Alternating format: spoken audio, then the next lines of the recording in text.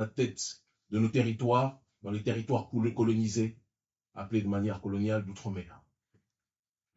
Au XXIe siècle, aucun peuple n'a à devoir subir les affres du colonialisme.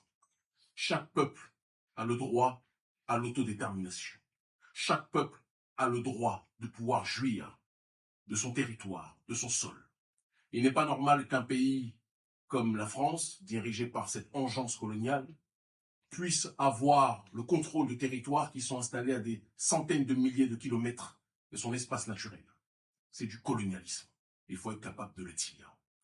Le gouvernement français sait pertinemment que sans l'Afrique francophone, sans des territoires tels que la Guyane, la Martinique, la Guadeloupe, la Réunion, la Kanaki, la Polynésie et autres, et la Corse notamment, l'élite française sait qu'elle n'aurait pas l'influence géopolitique qu'elle a dans le monde.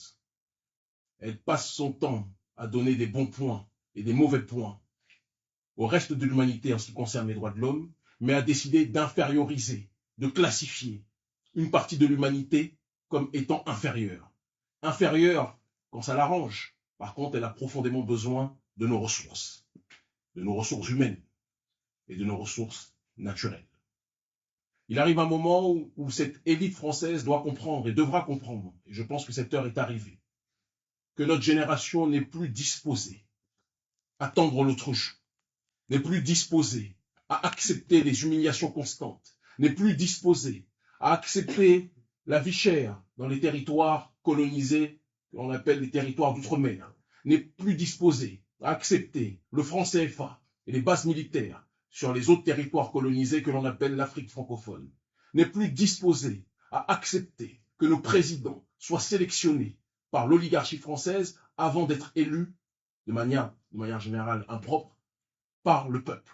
J'ai une pensée à ce sujet pour les présidents Patrice Talon du Bénin ou Alassane Dramane Ouattara de Côte d'Ivoire. Nous sommes une génération qui veut balayer ce système colonial.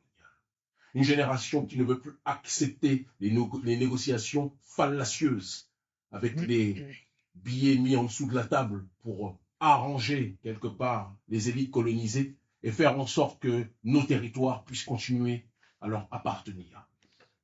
Nous sommes en 2024, octobre 2024. Des gens depuis des siècles se sont levés, se sont battus pour que nos peuples puissent être libres. Ces gens qui se sont levés ont toujours été diabolisés, ont toujours été présentés comme des extrémistes, ont toujours été présentés comme des racistes. Parce que dans le système colonial, celui qui se lève et qui se bat, celui ou celle qui se lève et qui se bat pour ses droits, est présenté comme un terroriste.